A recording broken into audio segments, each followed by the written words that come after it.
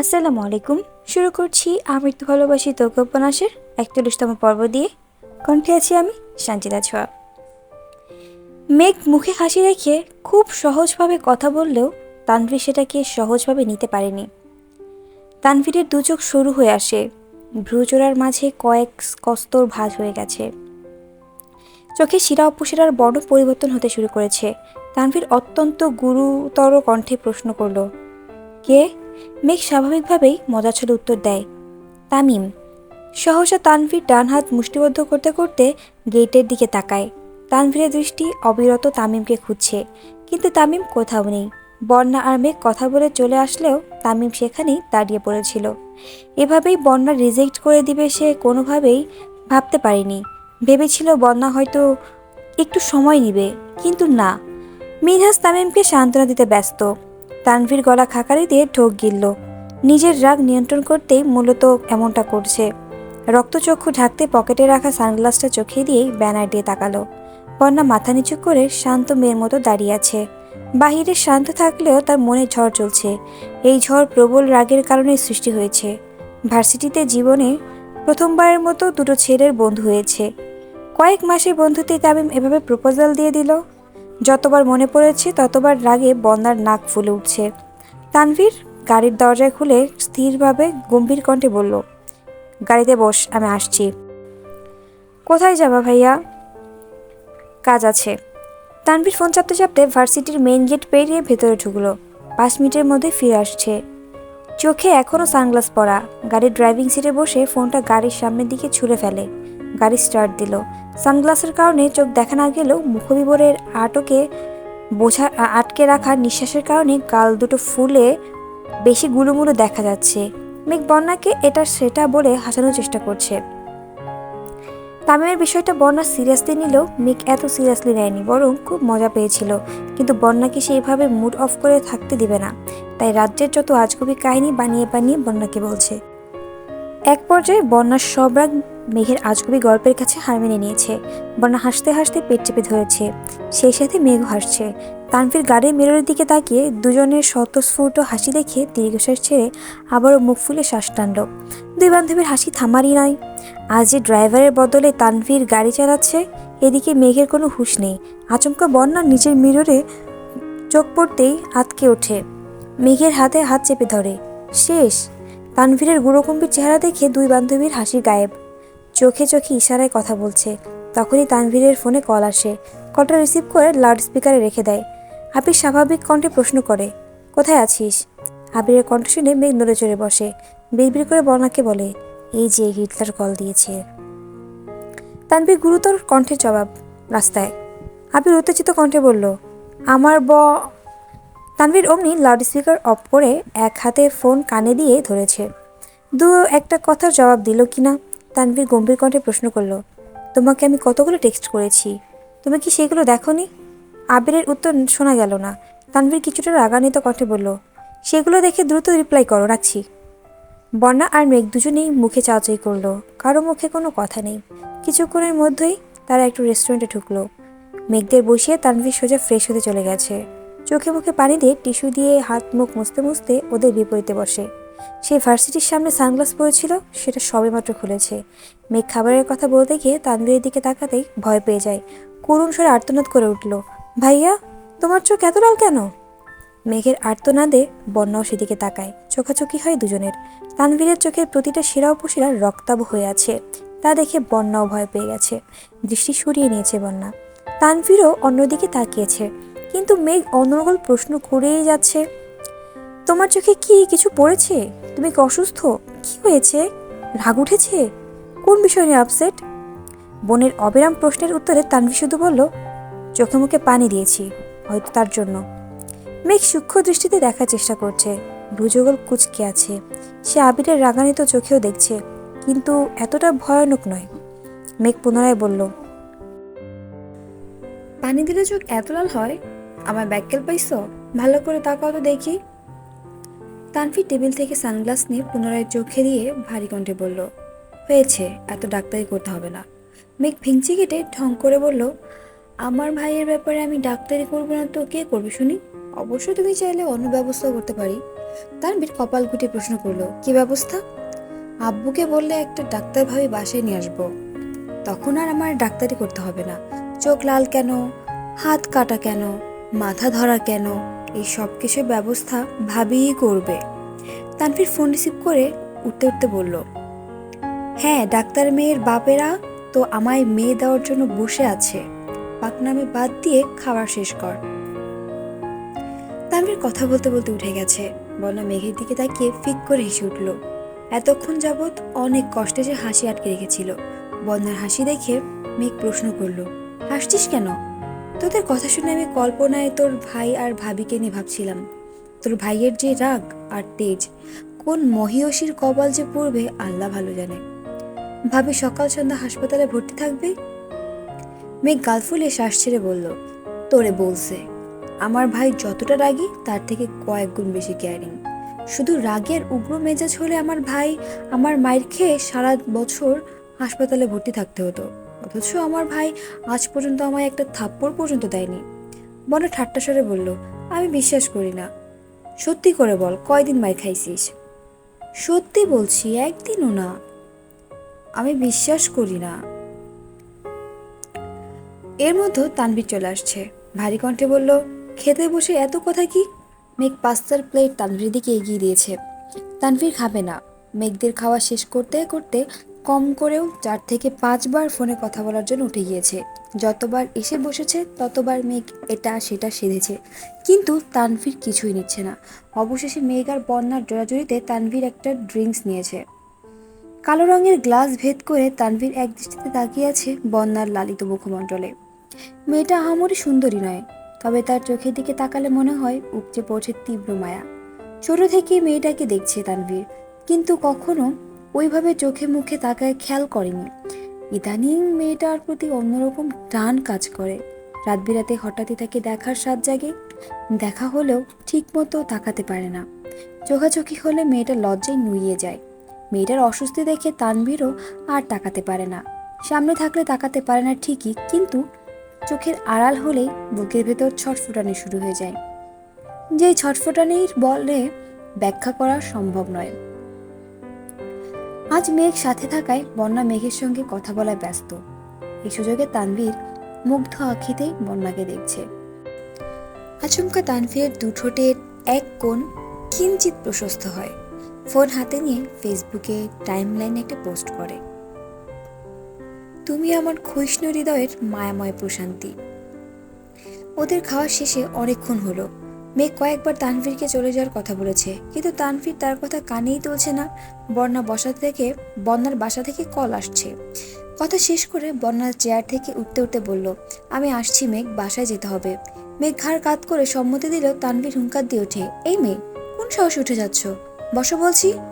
বন্যার সম্পূর্ণ দেহ একসাথে কম্পিত হয়, সাথে হৃদস্পন্দন থমকে গেছে কয়েক সেকেন্ডের জন্য। ধপ করে চেয়ারে বসে পড়েছে, নিঃশব্দে শ্বাস ছাড়ল। এমনভাবে সে কখনোই কারো ধমক খায়নি। ভয় কলিজা পর্যন্ত ঠান্ডা হয়ে গেছে। বন্যার সাথে মেঘও কিছুটা ভয় পেয়েছে। দুজোড়া চোখ অসহায়ের মতো তানভীরের দিকে তাকিয়ে আছে। তানভীর কপাল কুঁচকে বিরক্তি স্বরে বলল, আমি যখন নিয়ে আসছি বাসা পর্যন্ত আমিই দিয়ে আসবো। বন্যা কণ্ঠস্বর খাদে নামিয়ে বলল, ইমার্জেন্সি বাসায় যাওয়ার প্রয়োজন। কেন? বাসায় যাওয়ার এত তারা কিসের? নানু অসুস্থ, দেখতে যেতে হবে। ও আচ্ছা, চলো তাহলে। আমি একা? তানভীর গাড়ির চাবির রিং সহ হাতটাকে এমনভাবে টেবিলের উপর রেখেছে যে কাঁচ আর চাবির শব্দে আশপাশ স্তব্ধ হয়ে গেছে। সেই সঙ্গে বন্ধ হয়ে গেছে বন্যার অর্ধেক বলা কথাটাও। যথারীতি ওদের নিয়ে গাড়ি স্টার্ট দিল তানভীর। কিছু দূর যাওয়ার পরই তীব্র জঞ্জাট। তানভীর স্টিয়ারিংয়ে মাথা ঠেকিয়ে বসে আছে। তামিমের ঘটনা মাথা থেকে কোনোভাবেই সরাতে পারছে না। খানিক বাদে বাদে রক্ত টকবক করে উঠছে, রাগ কন্ট্রোল করতে পারছে না। আর সেই রাগের প্রভাব পড়ছে মেঘার বন্যার উপর। যানজট পেরিয়ে বন্যাকে বাসা পর্যন্ত এগিয়ে দিল। তারপর মেঘকে নিয়ে বাসায় আসছে। বাসায় ঢুকে এক গ্লাস পানি খেয়ে ফ্রিজ থেকে বরফের টুকরো বের করে মাথায় দিতে দিতে বেরিয়ে পড়েছে। হালিমা খান, আকলিমা খান এতবার ডাকলেন, কত প্রশ্ন করলেন, কিন্তু তানভীর নিরুত্তরে বেরিয়ে গেছে। ঘণ্টাখানেকের মধ্যেই তানভীর আবিরের অফিসে আসছে। আশেপাশে না তাকিয়ে সরাসরি আবিরের কেবিনে হাজির হলো। চোখে সানগ্লাসটা খুলে টেবিলের উপর ছুঁড়ে ফেলে। আবির দীর্ঘ মনোযোগ দিয়ে ল্যাপটপে কাজ করছিল। আবিরের অপর পাশে টেবিলের পাশে দু হাতে রেখে কিছুটা ঝুঁকে রাগান্বিত কণ্ঠে হুঙ্কার দিয়ে ওঠে, আটকালে কেন আমায়? আবির নিরুত্তর। তানভীর পুনরায় বলা শুরু করে, দুদিন হয়নি ঢাকা এসে মানুষের পাখনা গজায় গেছে, পাখনা দুটো আজই পুড়াইয়া দিতাম। ওই ছেলেরে বন্যা প্রপোজ করার সাহস হয় কি করে? ওই ছেলে কিভাবে এত সাহস পায়? তার বুকটা চিরে হৃৎপিণ্ডটা মেপে দেখার অতি ইচ্ছা আমার। আটকালে কেন আমায়? আবির ল্যাপটপের দিকে তাকিয়ে থেকে বলল, বস। আমি এখানে বসতে আসিনি। তুমি মারার জন্য নিষেধ কেন করেছো? ওই ছেলের প্রতি এত দয়া কিসের?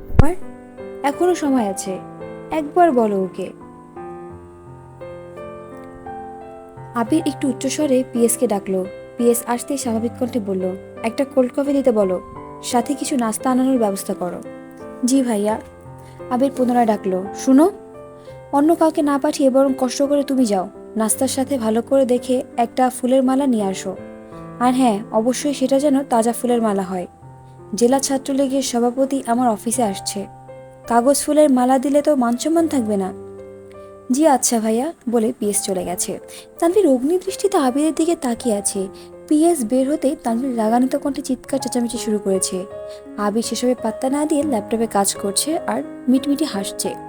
তাদের দু ভাইয়ের দুরকম সমস্যা। আবিরের রাগ যখন কন্ট্রোলের বাইরে চলে যায় তখন তার হাত পা স্থির থাকে না। কোনো ছেলের উপর রাগ উঠলে সেই ছেলেকে হাসপাতালে পাঠিয়ে তবেই শান্তি পায়। আর পরিবার প্রিয়তমার উপর রাগ থাকলে সেই রাগ নিজের উপর দিয়ে যায়। কখনো দেওয়ালে অবিরাম ঘুষি দিয়ে নিজেকে ক্ষতবিক্ষত করে, কখনো বা শখের জিনিসগুলো ভেঙে চুরে একাকার করে ফেলে। অন্যদিকে তানভীরের স্বভাব উল্টো। মারপিট তার তেমন মারপিটে আগ্রহই নেই। তবে আবির বিদেশে থাকাকালীন ভাইয়ার জন্য অনেককে হালকা পাতলা মার দিতে হয়েছে। তবে খুব বেশি রাগ উঠলে তানভীর প্রচুর চিল্লায়, যা মুখে আসে তাই বলতে থাকে, কাউকে পরও করে না। তার কথায় লজিক থাকুক না থাকুক, রাগ উঠেছে মানে সেই রাগ সে চিল্লাবে। এই স্বভাব অনেকটা মেঘেরও আছে, বুঝুক আর না বুঝুক চিৎকার করে বাড়ি মাথায় উঠিয়ে ফেলে। পুরো 10 মিনিট তানভীর গলা ফাটিয়ে চিৎকার চেঁচামেচি করেছে, অথচ আবির নীরব শ্রোতা। সে তার ভাইয়ের স্বভাব জানে। তানভীরের রাগ উঠেছে মূলত তামিমের উপর। এই রাগ আরো 2-3 মাস আগে থেকেই। আবিরকে সে বেশ কয়েকবার ওয়ার্ন করেছে, মারতেও চেয়েছে, কিন্তু আবির প্রতিবারই বাধা দিয়েছে। কথা বলে বা মেরেই হোক বিষয়টা সমাধান করে ফেললে আজ এই দিন দেখতে হতো না। অথচ আজও আবির নীরব, ছেলেকে কিছু বলতেও নিষেধ করেছে। এই রাগে তানভীর উল্টাপাল্টা চিল্লাচ্ছে, আবির তার কথায় মনোযোগ দিচ্ছে না। দেখে তানভীর হুট করেই আবিরের ল্যাপটপ অফ করে দিয়েছে। আবির ভ্রু কুঁচকে বলল, কাজটা শেষ করতে দিতি। তানভীর রাগ 3 গুণ বেড়ে গেছে, হুনকার দিয়ে উঠল, কোনো কাজ করতে হবে না, তুমি আমার বিষয় সমাধান করে তারপর যা ইচ্ছা করবা। এক পর্যায়ে তানভীরের মেজাজি কথাবার্তা শুনে সবাই আবিরের রুমের সামনে হাজির হয়ে গেছে। রাকিব নিজের রুমে থাকায় এই ঘটনা কিছুই শুনেনি। 2-1 জন বাধ্য হয়ে শেষমেশ রাকিবকে জানিয়েছে। রাকিব তৎক্ষণাৎ ছুটে আসে। তানভীরের কথার জবাবে আবির হেসে বলে, জি জনাব, আপনি যা বলবেন তাই হবে। অনেকক্ষণ যাবৎ চিল্লাচিল্লি করেছেন, অনুগ্রহ করে আপনি শান্ত হয়ে একটু বসুন, কফিটা খেয়ে নাস্তা করে আবার শুরু করবেন, ঠিক আছে? টেবিলের উপর থেকে একটা কাঠের বাক্স দেয়ালে ছুঁড়ে মারে আর চিৎকার করে বলে, কিচ্ছু ঠিক নেই, আর তুমিও ঠিক নেই। ছুঁড়ে ফেলা বক্সটা দেওয়ালে লেগে ফেরত আসে। এমন সময় রাকিব রুমে ঢুকে। তৎক্ষণাৎ না সরলেই বক্সটা রাকিবের মাথায় লাগতো। রাকিব আতকে উঠে বলে, তোরা 2 ভাই কি আমায় মারার প্ল্যান করছিস নাকি? কি হয়েছে তানভীর? তানভীর ভারী কণ্ঠে বলল, তোমার বন্ধু আমার ভাই হতে পারে না। এই আবিরকে আমি চিনি না। কেন, কি হয়েছে? তানভীর পুনরায় বলল, তোমার বন্ধু দেশে ফেরার কারণটা তোমার মনে আছে ভাইয়া? হ্যাঁ, জয়কে পিটাতে। একটা ছেলেকে পেটানোর জন্য নিজের কাজ শেষ না করে ইমার্জেন্সি টিকিট ম্যানেজ করে দেশে ফিরেছিল। আমরা কতবার বলেছিলাম জয়ের বিষয়টা আমরা দেখতে পারবো, অথচ সে আমাদের কথা না মেনে দেশে ফিরেছে। ওই ছেলেকে মেরে হাসপাতালে পাঠাইছে। টানা 3 মাস ছেলে হাসপাতালে ভর্তি ছিল। ওই ছেলের অপরাধ ছিল আমার বোনের সাথে কথা বলতে চেয়েছিল। কথা তো বলতে পারেইনি, উল্টো হাত পা ভাঙলো। অথচ 3 মাস হলো বন্ধুরা দুটো ছেলের সঙ্গে চলাফেরা করে। কথা বলে, এদিকে তার হুঁশ নেই। এ কোনোভাবেই আমার ভাই হতে পারে না। রাকিব মৃদু হেসে বলল, এই বিষয় নিয়ে আমিও আবিরকে অনেকবার বলেছি, কিন্তু ওর মাথায় কি ঘুরছে এটা আল্লাহ ছাড়া কেউ জানে না। এই যে অফিসে আসে, নিজের মতো কাজ করে, কাজ শেষে চলে যায়। এমনিতে তো কোনো কথা বলেই না, কোনো কিছু 10বার জিজ্ঞাসা করলে উত্তর দেয় না। তানভীর কিছুক্ষণ নীরব থেকে আবির দিকে তাকিয়ে হঠাৎই গম্ভীর কণ্ঠে বলে উঠল, আমার খুব ভয় হচ্ছে। ভাইয়ের এমন আচরণ আমার খুব ভাবাচ্ছে আমাকে। ভাই হয়ে বোনের প্রতি অন্যায় করছি না তো? যাকে চোখ বন্ধ করে ভরসা করি, যার হাতে আবার একমাত্র আদরের বোনকে তুলে দিয়েছি, সে আমার বোনকে আর আমাকে ঠকাবে না তো? আবিরের ভ্রু কুচকে আসে, দুভ্রুর মাঝে কয়েক স্তর ভাঁজ পড়ে। গুরু গম্ভীর কণ্ঠে বলে, কিসব বাজে কথা বলছিস? অনেক হয়েছে, এবার থাম। আবির পুনরায় উচ্চস্বরে বলে, কেন থামবো? আমি কি এমন বাজে কথা বলেছি? তুমি বেশ কিছুদিন যাবৎ আমার বোনকে ইগনোর করতেছো। কি ভাবছো আমি দেখি না? আমাকেও কিছু শেয়ার করো না, নিজের মর্জি মতো চলো। 3 দিনের জন্য বাড়ি থেকে গায়েব হয়ে গেছো। এত এত কল দিলাম, রিসিভ করার প্রয়োজন মনে করনি।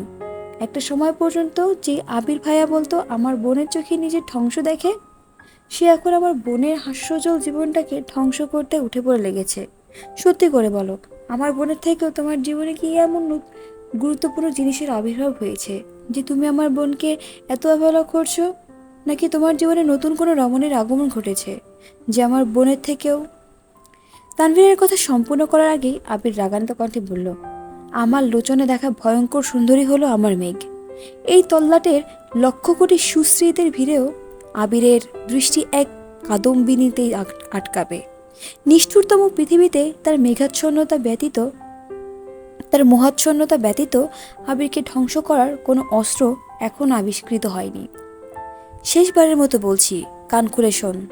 তোর বোনই আমার জীবনের একমাত্র রমণী, যার আগে বা পরে ভুলক্রমেও কোনো মেয়ে আমার জীবনে আসেনি আর আসবেও না।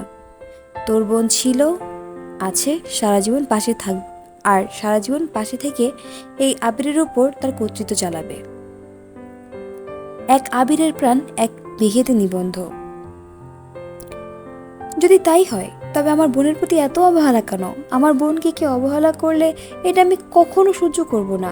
সে যদি সাজ্জাদুল খান আবিরও হয়, তাও ডোন্ট কেয়ার। আবির ভ্রু উঁচিয়ে চোখ বড় করে তাকিয়ে আছে। তানভীর যে তাকে ঠান্ডা হুমকি দিচ্ছে, আবির খুবই ভালো বুঝতে পারছে, তাই এভাবে চেয়ে আছে। ভাই হিসেবে কি আমি চাইবো না যে আমার বোন সবসময় হাসি খুশি থাকুক? এটা কি আমার অপরাধ? আবির নিজের চেয়ারে হেলান দিয়ে বসে কণ্ঠস্বর দ্বিগুণ ভারী করে বলে, আমার তোর বোনকে অবহেলা করার জন্য তোমার বোনই দায়ী। ওকে আমি যতটা সম্ভব আগলে রাখি। ভার্সিটিতে ওঠার পর থেকে সব রকম স্বাধীনতা দিচ্ছি, শুধুমাত্র তোর বোনকে খুশি রাখার জন্য। ড্রাইভার আঙ্কেল প্রায় 1 ঘন্টা 30 মিনিট 20 মিনিট তোর বোনের জন্য গাড়ি নিয়ে অপেক্ষা করে। তোর বোন বন্ধু বান্ধবীদের সাথে আড্ডা দেয়, খাওয়া দাওয়া করে। আঙ্কেল ডাকতে গেলে ওর মন খারাপ হয়, তাই আঙ্কেলকে বলেছি যতক্ষণ সময় লাগুক না কেন উনি যেন অপেক্ষা করেন। আমার সামর্থ্যে যতটুকু দিয়ে চেষ্টা করি যেন তোর বোন হাসি খুশি থাকে। তোর বোনের অবহেলা দেখে তোর কষ্ট হচ্ছে, অথচ তোর বোন যখন আমাকে অবহেলা করে তখন আমার খারাপ লাগে না? তোর বোনের ঠোঁটে হাসি না দেখতে পারলে আমার বুকে চিনচিন ব্যথা শুরু হয়ে যায়। যার হাসিতে আবির বাঁচে, তার হাসি না দেখে আবির বাঁচে কেমন করে? কি হয়েছে? মাইশা আপুর বিয়ের সময় তুই না করা সত্ত্বেও আমি জোর করে ওকে নিয়ে এসেছিলাম, যাতে মালা তোর বোনের মাথায় আজে বাজে কথা ঢোকাতে না পারে। ভার্সিটির ক্লাস শেষে আমার জন্য ওয়েট করতে বলেছিলাম। তোর বোনের হাতে মেহেদি নষ্ট করেছি, মন খারাপ করেছিল। ভাবলাম মেহেদি মোছার বিষয়টাকে বুঝিয়ে বলবো, অথচ তোর বোনের অপেক্ষা করার ধৈর্য হয়নি। বন্ধুদের সাথে খেতে চলে গেছে। যাও ভেবেছিলাম ওকে বুঝাবো, ওর আচরণে কথা বলতেই ইচ্ছা হয়নি। তারপর আরেকদিন ফেসবুকে ঢুকতেই তোর বোনের পোস্ট সামনে আসলো। সেখানে তামিম আর মিনহাজের উল্টাপাল্টা কমেন্ট দেখে আমার পায়ের রক্ত মাথায় উঠে গেছে। স্বাধীনতা দিয়েছি বলে ওই ছেলেগুলোকে ফ্রেন্ড লিস্টে অ্যাড করে ফেলবে? একবার ভাবার প্রয়োজন বোধ করেনি। ওই দিন বাসায় যাওয়ার পর তোর বোনকে কি যেন বলতে আসছিলি? আমি এক প্রকার রাগেই কথা বলছিলাম, এতে তোর বোন রেগে গেছে। এরপর রাতে তোদের বাপ ছেলের কথোপকথন শুনে আমার মেজাজ আরও খারাপ হয়েছিল। তোর বাপ যেভাবে মেয়ের শ্বশুরবাড়ির সুখের কথা বলছিলেন তা সহ্য করতে পারিনি, তাই চলে আসছিলাম। 5 দিন থাকলে কাজ মোটামুটি গুছাতে পারতাম। নতুন বছর শুরু হচ্ছে, ভেবেছিলাম 12টায় তোর বোনকে কল দিয়ে একটু কথা বলে নিব, কিন্তু 10টার দিকে দেখি তোর বোন অনেকগুলো কল দিছে। কল ব্যাক করতেই শুনি কান্না করতেছে। কিসের কাজ, কিসের কি, সব ফেলে বাসায় গেছি। তোর বোনের অভিমান ভাঙানোর সুযোগটাও পেলাম না। হুট করেই মালা কল দিয়েছে। দুর্ভাগ্যক্রমে তোর বোন সেই কল দেখে ফেলেছে আর তেলে বেগুনি জ্বলে উঠেছে। সেই থেকে তোর বোন আমায় দেখলেই রাগে ফুঁসতে থাকে। এতে আমার কি দোষ বল? মালাকে কি আমি বলেছিলাম আমায় কল দিয়ে আমার রোমান্টিক মুডে 14টা বাজাতে? তাহলে কার দোষ? আর মালার কি লাজ লজ্জা কিছুই নাই? বিয়ের দিন তো তুই সামনে ছিলি, যা যা ঘটেছে সবটাই তো সচক্ষে দেখা। এখন মালা যদি লজ্জা না থাকে তো আমি কি করব? মালা কেন কল দিছিল জানি না, কথা হয়নি। ফোনটা দাও। আমার ফোন? হ্যাঁ, কেন? তুমি যা বলছো তা সত্যি কিনা দেখি। মানে তুই কি তোর বোনের মতো আমায় অবিশ্বাস করিস? বিশ্বাস অবিশ্বাস কিছু না। আমার বোন যতদিন তোমার উপর অধিকার দেখাতে পারবে না ততদিন আমাকেই সে দায়িত্ব পালন করতে হবে। যদি এতটুকু এদিক সেদিক পাই তাহলে বোনকে দিব না। আবির ফোন বের করে তানভীরের সামনে টেবিলে রেখে রাগী স্বরে বলল, নে ফোন, যা পরীক্ষা করার কর, কিন্তু বারবার তোর বোনকে টেনে আমায় থ্রেট দিবি না। তোর বোন আমার মানে আমারই। বেশি করলে ওরে কিডন্যাপ করে বিয়ে করে ফেলবো। তানভীর হেসে ফোনটা হাতে নিল। হোম স্ক্রিনে মেঘের ছবি দেওয়া। তানভীর আবিরের দিকে তাকিয়ে মুচকি হাসলো। আবির স্বাভাবিক কণ্ঠে বলল, ভাই প্লিজ, একটা ফাইল ছাড়া যা দেখার দেখ। তানভীর ঠাট্টা স্বরে বলল, কেন, কি আছে ওই ফাইলে? দেখতে ইচ্ছে হচ্ছে তো। তোর বোনের আর আমার ছবি আছে, যা দেখে আয়। ছবি দেখে লজ্জায় পড়লে আমি দায়ী না। তানভীর 1 মিনিটেই ফোন আবিরের দিকে এগিয়ে দিয়ে বলল, বনুর সাথে কথা বলো। তানভীর ফোনের স্ক্রিনে তাকাতেই নাম ভেসে উঠছে, হৃদয় হরণী। কয়েক সেকেন্ড হয়ে গেছে, কল রিসিভ হয়েছে। আবির কানে ফোন ধরতে ধরতে তানভীরের দিকে তাকিয়ে কপাল কুঁচকালো। এভাবে মেঘকে কল দেওয়ায় খুব অস্বস্তিতে পড়ে গেছে সে। ফোন কানে ধরে খুব স্বাভাবিক কণ্ঠে আবার আবির প্রশ্ন করলো, কি করছিস? মেঘ রাগান্বিত কণ্ঠে জবাব, ঘাস কাটি। মানে? শুয়ে আছি। ভাইয়া ট্রিট দিয়েছে, জানেন না? জানি। তাহলে জিজ্ঞাসা করছেন কেন? এমনি। কল দিয়েছেন কেন? দিতে পারি না? অবশ্যই পারেন, কিন্তু আমায় কল দিতে হবে না, রাখছি, ঘুমোবো। মেঘ কল কেটে দিয়েছে। আবির তানভীর দিকে তাকিয়ে রাগী স্বরে বলল, দেখেছিস, এজন্যই কথা বলি না। ও যে ছেলেদের সাথে মিশছে, ঘুরছে, সেদিকে সমস্যা নেই। আমায় কেন মারা কল দিয়েছে এই যে এখনো এমন করতেছে? এই হলো মেয়ে জাতি। নিজের বেলা 16 আনা, 16 আনাই, আর অন্যের বেলায় দুনিয়ায় ভেসে যাক। তানভীর আর রাকিব দুজনেই সশব্দে হাসছে। দু ভাইয়ের কথোপকথনে রাকিব এতক্ষণ নীরব দর্শক ছিল। দুই ভাই রাগারাগি করছে, একটু পরেই মিলে যাবে, এটা অনেক পুরনো ঘটনা। অনেকক্ষণ আগে কফি আর নাস্তা নিয়ে আসছে। মালাটাও রাকিবকে দিয়ে গিয়েছিল, কিন্তু ওদের কথা কাটাকাটি দেখে রাকিব ফুলের মালাটা পাশেই রেখে দিয়েছিল। তানভীরের মেজাজ এখন অনেকটাই শান্ত, সে আপন মনে কফি খাচ্ছে। আবির মৃদু হেসে প্রশ্ন করলো, তুই এখানে কেন আসছিলি বলতো?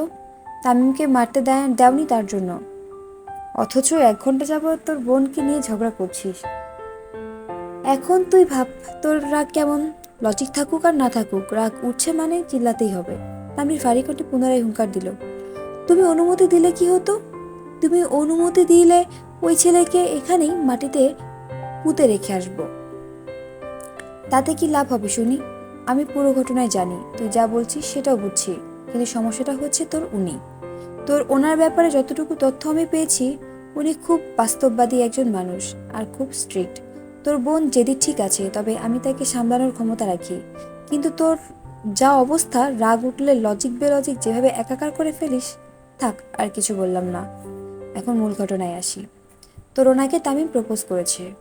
উনি যদি স্ট্রং মেন্টালিটির মেয়ে না হতো তাহলে উনি মুখের উপর রিজেক্ট করতে পারতো না, সময় নিত, ভাবতো, পরে ইনিয়ে বিনিয়ে না করতো। এখন এই ঝামেলাবিহীন ঘটনায় তুই গিয়ে হুট করে এই ছেলেকে পেটালি। এতে আর কিছু হোক বা না হোক, বন্যার সামনে তোর ইমেজটা নষ্ট হবে। তুই রাজনীতি করিস, এটা অলরেডি একটা নেগেটিভ ইস্যু। এখন যেভাবে মারপিট করলে অবশ্যই বন্যার কানে কথাটা যাবে। তোর প্রতি তার নেগেটিভ চিন্তাভাবনা আরও বেড়ে যাবে। এখন তো কথা বলে, পরে দেখবি তোকে দেখলেও কথা বলবে না। তখন প্রপোজ করতে গেলে জীবনও অ্যাকসেপ্ট করবে না, বরং সম্পর্ক আরও নষ্ট হবে। আমি চাই না তুই একই ধাক্কা দুবার খাস। প্রথমবার তো তোর ভুল ছিল না, তবুও কষ্টটা তুই বেশি পাইছিস। এত বছর পর নতুন করে কারোর প্রতি ইমোশন আসছে, ইমোশনটা ধরে রাখিস। ভুল রাস্তায় পা বাড়ানোর আগে অন্তত পক্ষে 10 বার ভাবিস। আর ওই ছেলেকে যদি বাড়াবাড়ি করতে আসে, তখন বিষয়টা আমি দেখব। তবুও তুই কিছু করিস না প্লিজ। তুই যেমন তোর বোনের খুশি দেখতে চাস, তেমনি আমিও তোদের দুজনের খুশি দেখতে চাই। ভুলে যাস না, আমরা সবাই এক মায়ের বন্ধনে আবদ্ধ। আমার কিছু হলে যেমন তুই কষ্ট পাবি, তোর কিছু হলে তেমন তোর বোন কষ্ট পাবে। আর তোর বোনের কষ্ট হলে বা তোর বোনের কিছু হলে আমি তো শেষ হয়ে যাব।